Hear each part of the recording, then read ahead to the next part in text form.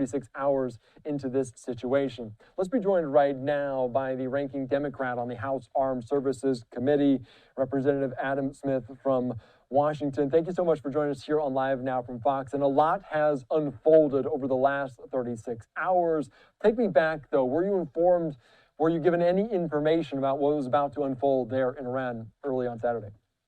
We were not, and we still haven't, for that matter. We have not heard from the Department of Defense, as we normally would during a conflict like this, the Armed Services Committee, House and Senate. None of us have heard from anyone at the Department of Defense yet. Now, tomorrow, supposedly, we're going to have a brief with Secretary Rubio, Secretary Hegseth, General Kane, and CIA Director Radcliffe.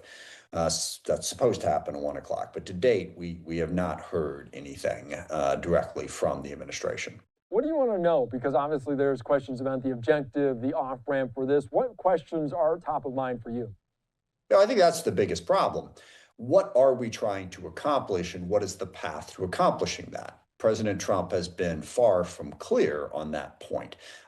He talks about regime change, then he talks about negotiating, talks about their nuclear program, talks about their missile capability, but there's no clear objective at this point. Even when they say, as they have repeatedly, this will go on until we meet our objectives, they rather pointedly have not said what those objectives are. And I think that's a major problem. It sort of seems like he launched this war hoping that the Iranian regime would collapse without any particular clear plan for accomplishing that objective. And given that American service members have already died and tens of thousands remain at risk, that's really not an acceptable position from the commander-in-chief. And we know that they took out the Ayatollah there, the supreme leader of Iran. And I guess my question to you is, we can all agree that that potentially is for the betterment of the United States, of the world. Are you on the kind of side with that? Yeah, well, yes, with a caveat. I mean, the Ayatollah Khamenei was a horrible, horrible human being who just recently killed well over 10,000 of his own people. Brutally murdered them. He has launched wars throughout the Middle East region, was absolutely complicit in Assad killing some 600,000 of his own people in Syria. Brutal, awful, terrible leader of a brutal, awful, terrible regime. But he's 86 years old, so we killed him. He was going to die pretty soon anyway. Is what's coming after him better? Has it accomplished something in terms of undermining that evilness? Or is it simply, changed who's in charge of it? That's what's not answered here. I mean, Khamenei was going to die probably pretty soon. What does that mean in terms of who replaces him? Have we really accomplished anything in terms of reducing the likelihood that Iran is going to continue to be able to do those awful things that we just talked about? Do you think regime change, whether it be the supreme leader, whoever's next, do you think that potentially is a possible path forward? Do you think that is an objective that is willing to try for? Yeah, well, that's where it gets confusing and unclear. If you simply, as I said, replace one bad leader with another, when you think about the cost of this operation already, haven't even talked about the numerous civilian deaths that have happened in Iran and in several other countries as well. Have you accomplished something significant if you just move from one leader to another? It seems like what President Trump had wanted to see was this regime gone and a popular uprising of people who would move towards more of a democratic, people-focused country was where we wanted to go. I don't see any evidence today that we are any closer to that objective than we were when this war started 2 days ago. And you mentioned civilian casualties, and we've already seen the first U.S. service member lose their life, 3 losing their lives, 5 seriously wounded. We heard President Trump saying they're going to avenge those losses, and a lot of people asking, is it worth the risk of American lives to have this region? Does that change the complexion for you, knowing that 3 service members lost their life and President Trump saying likely more might lose their lives as well? Well, yes, but we knew this going in. I mean, anyone who analyzed this, if you say publicly you'd like to see the regime in Iran change and then start bombing them in a war that most would interpret as a regime change operation, we knew Iran, faced with an existential crisis, would throw everything they had back at us, and casualties would be the result.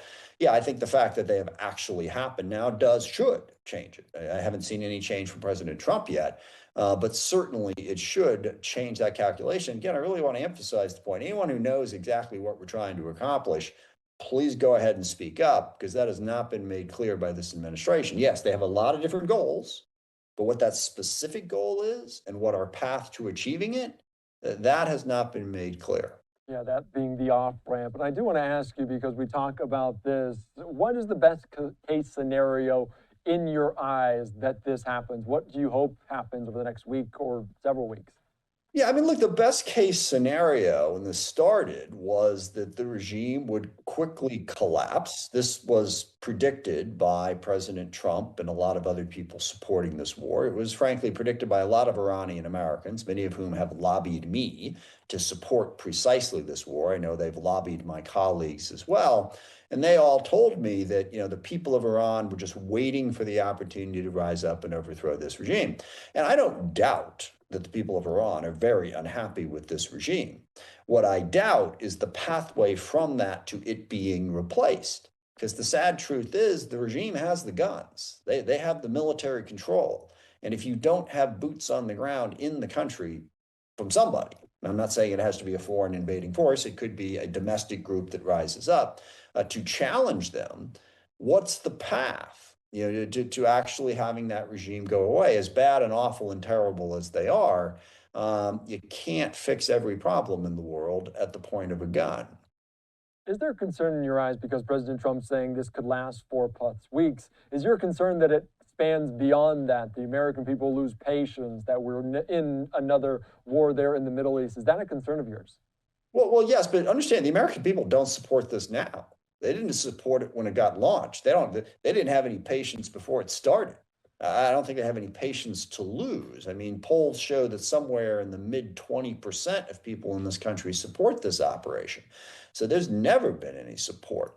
I mean, from a practical standpoint, the concern of it dragging on is more casualties, more of a disrupted, the Middle East disrupt, chaos descends, and also we begin to run low on critical munitions that are necessary, certainly to be able to continue to fight this war, but also to meet our other national security needs. So that's what's concerning about this dragging on. And you mentioned support or lack thereof with the American people in terms of this attack. Is there support from Congress? Is there other that Republican members of Congress can do? Because we know that the Congress, that body, is in place for kind of the war powers. Is there more your Republican colleagues, Democratic colleagues can do there talking about this? Yeah, sure. I mean, but look, again, that's a point. Sorry, I haven't really made this point yet. We've never gone to war like this before. The president did not make the case to the American people. He didn't even really try. I mean, he did the State of the Union speech 5 days ago. He talked about Iran for 3 minutes in a nearly 2-hour speech, and he didn't mention a military option. He has not even tried to make the case on this, didn't come to Congress, didn't make the case to Congress. He just did it. He did it because he's the president, and as he has said, he doesn't think there are any checks on his power. I strongly disagree with him on that point, but he seems to be acting out that belief to the detriment of our country. And it seems like Republicans in Congress are willing to just go, sure, whatever you say, we're not going to do our job. At a minimum, we should have a vote in Congress as to whether or not to support this war. And Republicans have been blocking that for months now, just to give us the chance to vote to say, if we go to war in Iran, it must have congressional approval. If you support this, go on record supporting it. And they haven't even done that. So yeah, there's a lot more that the Republican-led Congress could do to have some accountability for the use of our military in this war.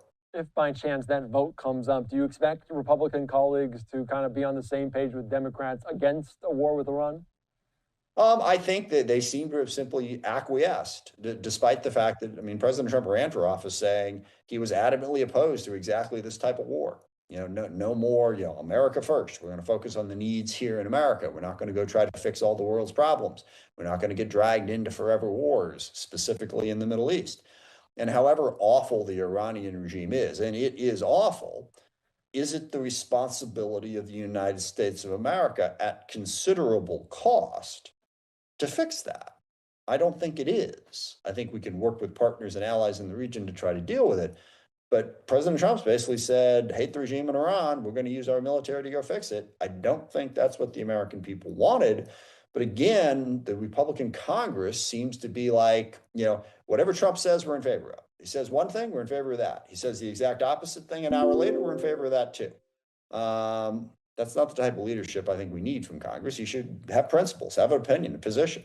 Trump may be right, he may be wrong, but just because he's talking, it doesn't mean that you have to say, oh yeah, whatever he says. All right, very good. I just want to get your take on that, and obviously a long shot that potentially that gets brought up, but we'll see what happens this week, and hopefully some more information that you learn in some of these meetings with some of that military brass there in Capitol Hill.